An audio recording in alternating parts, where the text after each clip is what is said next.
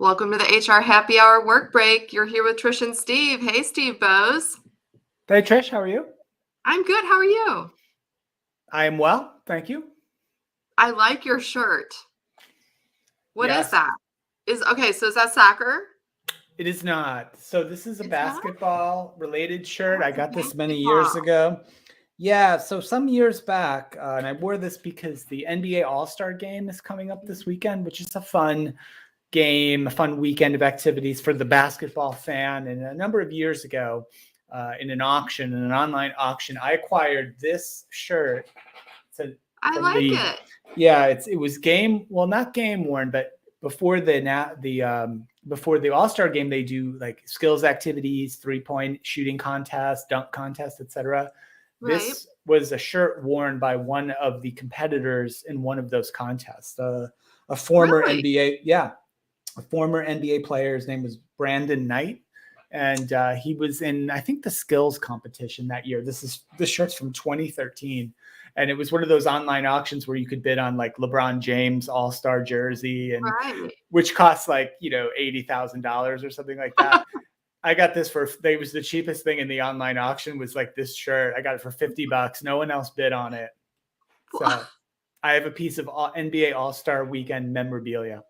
I Game like worn. it actually. I love it. I love the Adidas, right? The sleeves are really cool. That's Yeah, it's a very cool cool. shirt. I have not worn it in quite some time, but broke it That's why out I thought it today. was new.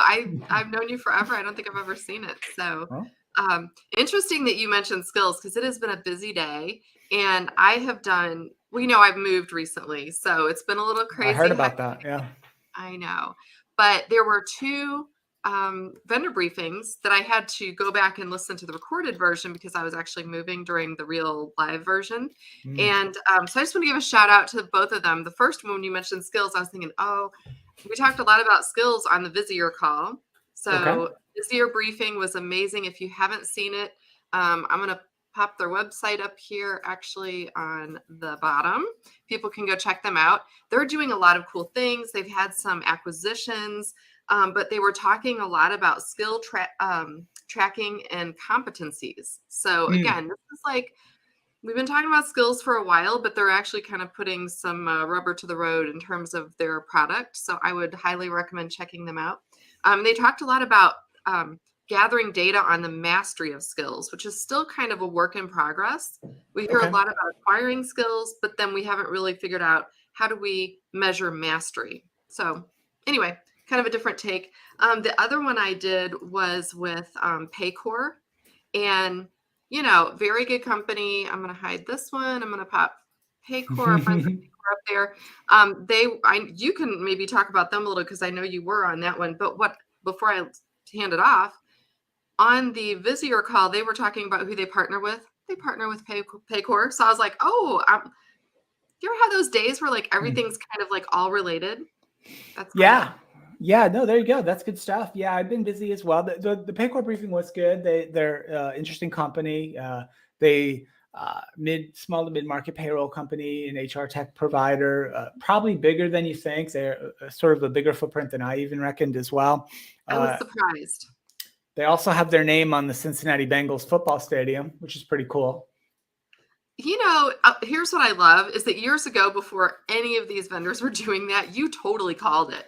Do you remember though? I think you should go back and look at that old blog post because I think you pretty much listed every major company, at least at that time, of who Yeah. you thought they should be a sponsor of. And yeah, it'd be fun I'll to have look to, back and see. I'll have to dig it back. So speaking of Mhm. sponsorships, just one of the items I had, it's kind of sports and sponsorship related, was to mention not only is the NBA All-Star game this weekend, but the Daytona 500 is this Sunday, the first event in the NASCAR season. And I'm a NASCAR guy, love NASCAR.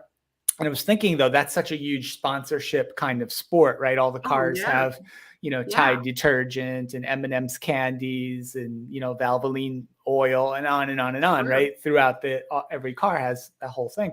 And I thought, I don't think, at least to my knowledge, and I watch a lot of NASCAR, I don't think I've seen any of the HR or HR tech companies least significantly plaster their logos on any of these NASCAR vehicles, but we know they do. We know they do basketball jerseys. We know they do stadiums, right? Our friends at Paycom have the Paycom Center where the Thunder play.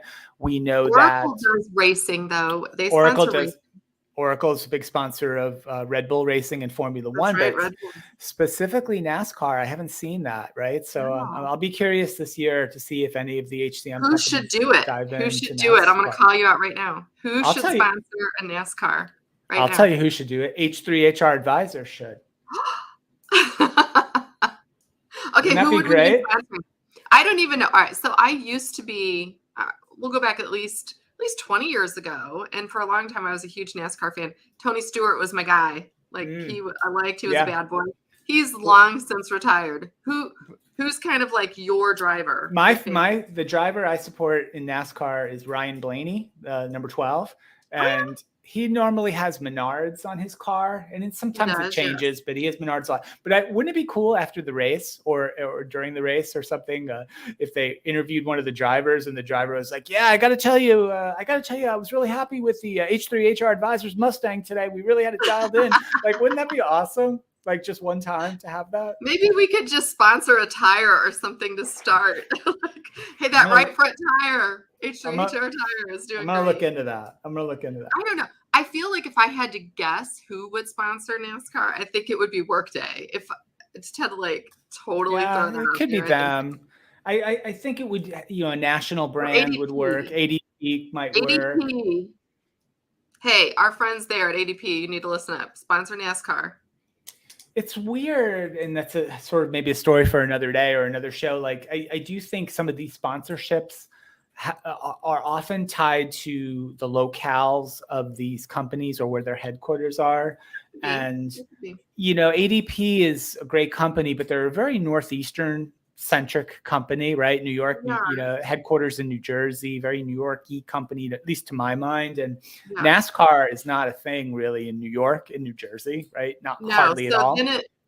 So then now it falls to Oracle because they're in Austin. Yeah, it could be a Midwestern company or Southern company, something like that. Maybe a good Southern company would get in the mix. Oh, like UKG needs to sponsor NASCAR. Yeah, they'd be a good fit for it. That's a good one.